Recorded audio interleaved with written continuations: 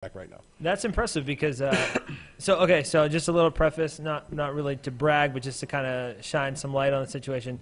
I've played in a pre-release, and I've played in a draft, and I'm currently in a sealed as I'm going to be walking back here. So I'm now 8-0 in sanction limited in Gatecrash format. In Gatecrash format, by the way, I maybe it's just because I'm winning, but I absolutely love it. And I did end up taking home an extra guild pack, and for myself and my wife, because she likes to play Magic in the closet. There, she's like a closet Magic player.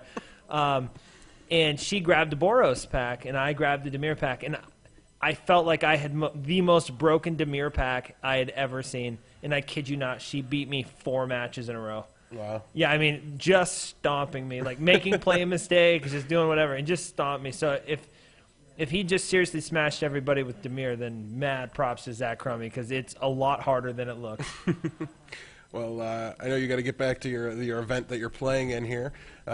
So if you like a card shop where you can get involved with the owner, here you've got one where he's playing in a sealed event with his guys right now, and you know, putting in prize support for himself and everything like that. So definitely just a great environment out here at GameCore, and we thank you for everything you do. Every week here, it seems like there's something going on, and I can't afford to make it out as much as I want to, I assure you. Well, one day there will be game cores all over the world. And so that means there will be one near you. All right, well, thanks for joining us again, and just make sure you put Leland in a headlock and get him back here to do life for me. Gotcha. All right. So I'll forge ahead here alone, doing the commentary as we watch. There's definitely, let's see,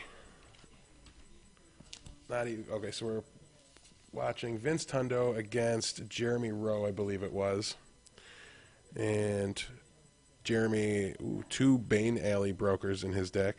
Opened a Domri Raid in this draft, did not play it. We see a Dimir Charm in his hand.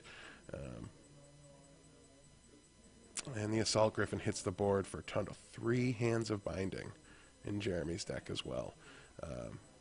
So it looks like Tundo's got his work cut out for him here. He's not going to be walking over anything too easily. Norzov, Guildgate, Norzov, Keyrune, Prophetic Prism, round out Jeremy's deck here. Not quite sure what that card is, along with our... I don't think we're playing against Jeremy Rowe here. In all honesty, I don't. I really apologize for the confusion. Yeah, this is going to be Zach Cromie. I apologize. So, sneak peek on Jeremy Rowe's deck, 3 Hands of Binding. Kind of want to see him play.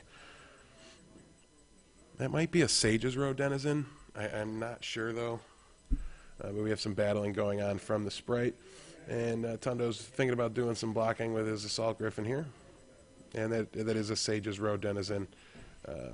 Fixing to do some trading with. Yep, there we go. Trades with an Assault Griffin.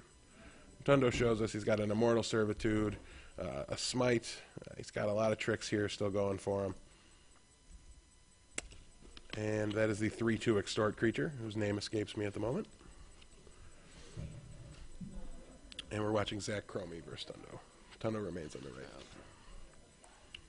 Yeah, Syndicate Enforcer is what Zach just played here.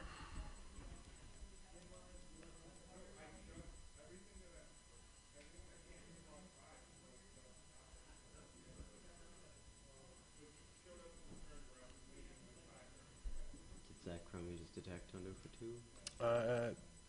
Looks that way, yep. Get it. And Tundo forces him to discard 2 cards. Takes 2 damage as well, does Zach.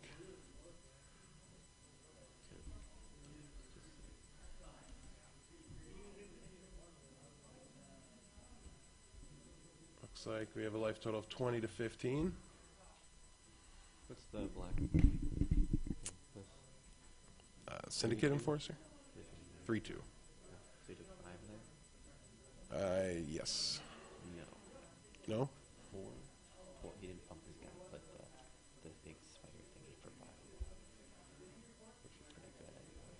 He really likes his colors.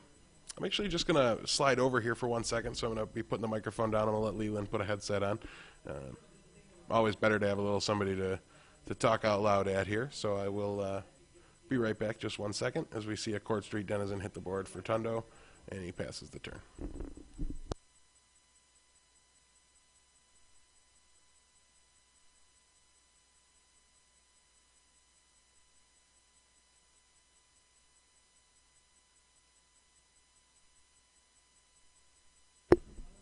All right, and I'm back with you here. We see the Sprite battle in for 2 more. And that drops Tundo to, I believe, 9. If our life totals are accurate here. We'll talk a little bit more about some of the other cards we haven't seen from Zach yet in this game while they shuffle up and get ready for game 2. What is that there on It's a Tundo's Psychic side? Strike, I think it's called. It's a counter spell, and it makes him mill 2. What was the creature Tundo played that's getting countered, though? Do I you know? have no idea. Okay. It looks white, though. Yeah, it's definitely white. We'll see what it is. Some of these cards, they start to look so similar. Night's Watch, so that's going to drop 2 1/1 white knights into play. Well, it got That's why we don't- countered, so it's not going to Yeah. get the knights now. Um, Looks like still in play, though. I don't know the what's going on. Aberration died. I think that's what it is.